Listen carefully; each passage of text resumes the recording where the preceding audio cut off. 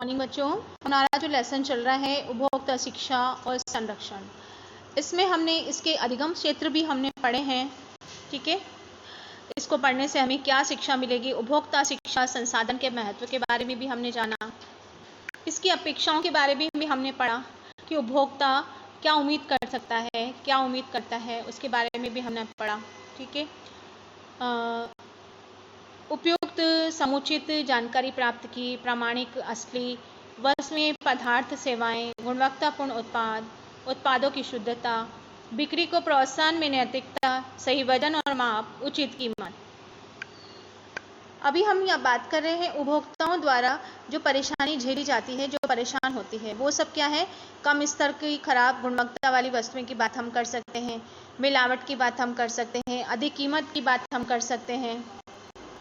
अधिक कीमत के बाद हम बात करते हैं उपभोक्ता जानकारी का अभाव रहता है, हमें उसकी वस्तु के संबंधी जानकारी नहीं होती है उपभोक्ताओं को। विक्रेताओं द्वारा अपूर्ण व त्रुटिपूर्ण जानकारी देना, मतलब सही जानकारी नहीं देना, जो उपभोक्ता को गुमराह करना, उसके ऊपर लपेट के बात करना, ठीक है, झूठी बातें करना, प्रलोभन देना, ये सब चीज़ें इसके अंदर शामिल हो जाती है।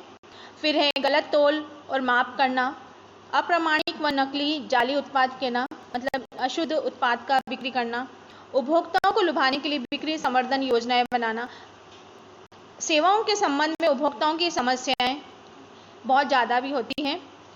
उसके बाद जो हमने बात की थी कि पर्यावरण के अनुकूल उत्पादन व ग्रीन उपभोग के बारे में, कि उपभोक्ता फोरम में हम अपने जाके ये शिकायत कर सकते हैं, जो उपभोक्ता होता है उससे कपटपूर्ण बाजार के जो कार्य होते हैं, वो इनसे संबंधित हमने बात की है। इसमें सरकार के द्वारा जो इसमें हमें अधिकार दिए गए हैं, जो अधिनियम दिए गए हैं, उसके तक 1986 के तहत ये कानून दिया गया है। कौन कौन से हमें संरक्षण अधिनियम दिए गए, सुरक्षा का अधिकार हमें दिया गया है, सूचित किए जाने का अधिकार दिया गया है, चयन का अधिकार दिया गया है, सुने जाने का अधिकार दिया गया है, शिकायत निवारण प्राप्त करने का अधिकार हमें दिया गया है, उपभोक्ता शिक्षा का अधिकार दिया गया है। ठीक है, मतलब हर उपभोक्ता को जागरूक होना जरूरी है। तो हमने ये बात की थी कि कक्षा में आप लोगों को ये क्रियाकलाप है, जब आप कक्षा में पढ़ रहे होंगे तो वहाँ ये क्रियाकलाप आपको देखना है।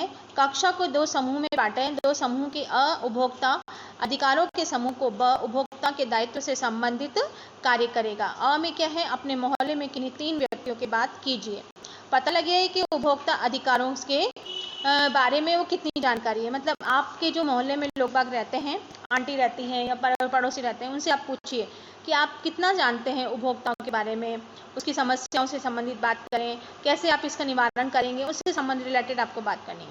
अपने मोहल्ले के 3 व्यक्तियों से बात कीजिए और पता लगाइए कि उपभोक्ताओं के दायित्व के प्रति उनके कितनी जागरूकता उनमें है। अपने परिणामों पर कक्षा में चर्चा कीजिए और सुझाव दीजिए कि अधिकारों के बारे में जागरूक बढ़ाने की हमें क्या करने की आवश्यकता होती है।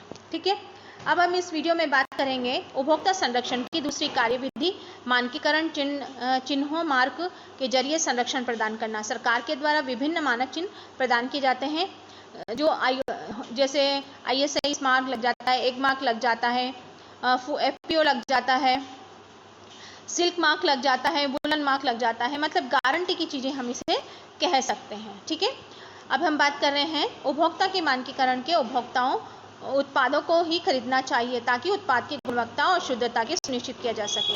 उपभोक्ता के लिए विभिन्न मानक चिन्हों और उसके अंतर्गत आने वाले उत्पादों के बारे में जानना महत्वपूर्ण होता है। गुणवत्ता प्राप्त करने के लिए मानकीकरण एक प्रमुख आवश्यकता है। आइए हम इन चिन्हों के बारे में जानकारी प्राप्त करें।